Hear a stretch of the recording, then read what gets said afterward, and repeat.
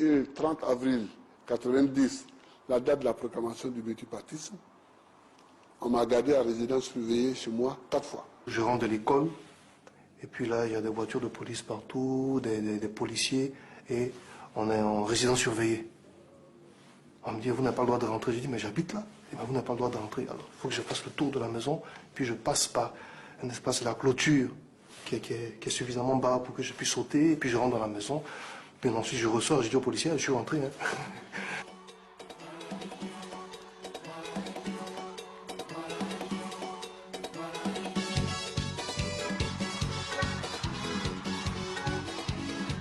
En 1989, le mur de Berlin tombe.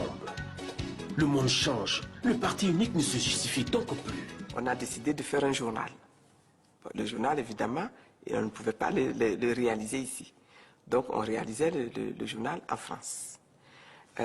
Mais il faut le faire entrer.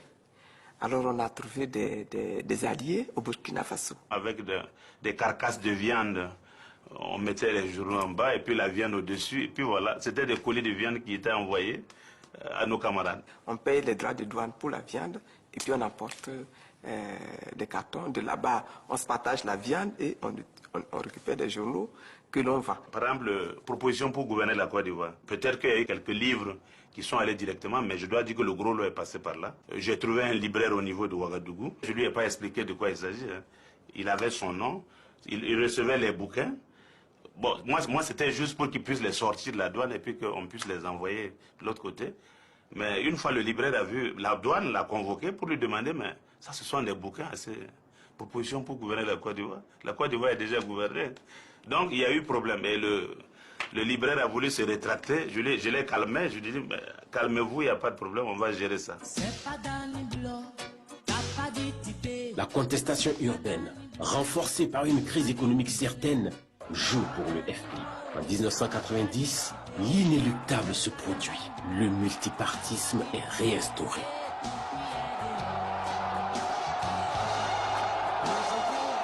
En 1990, nous avons forcé le destin de plusieurs façons.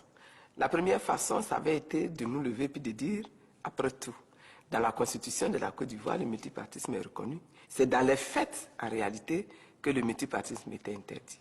Donc nous avons dit, eh bien, advienne que pourra, nous prenons nos textes, nous allons les déposer. Au moment où nous arrivons en 90, le régime du président Fouette était très largement fragilisé.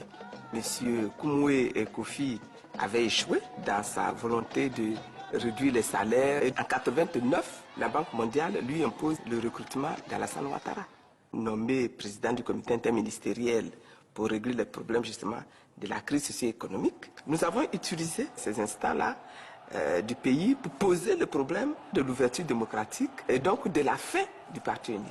Quand on a prononcé le multipartisme, Laurent Gbagbo était dans un coin. On l'a senti triste. Alors qu'il devait être content, c'était quand même aussi son œuvre. Elle a dit non, le plus dur commence aujourd'hui. Je disais, Moïse, il a libéré le peuple d'Israël, d'Égypte, mais il n'est pas rentré en terre de Canaan lui-même. Mais je voulais préparer les gens à l'hypothèse que je ne vois pas le multipartisme moi-même et à l'hypothèse que je ne vois pas notre arrivée au pouvoir. Au camarade Laurent Gbagbo d'être le candidat du parti à la prochaine élection présidentielle.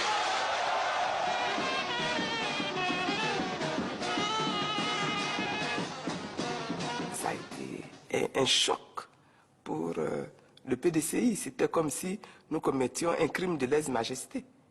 Comment vous osez faire affront au père de la nation, le président Faure-Boigny, ce monument, mais au moins laissez-le mourir d'abord. Hossein Yansou vient me proposer une discussion qui dure un mois.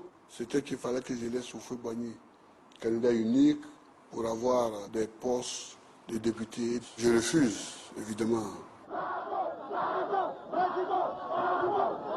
Chaque fois que ce pays-là traversera des difficultés, il trouvera en moi un fils digne pour redresser la tête et me battre pour que ce pays se sorte de toutes les difficultés où il est plongé. La semaine même où les candidatures devaient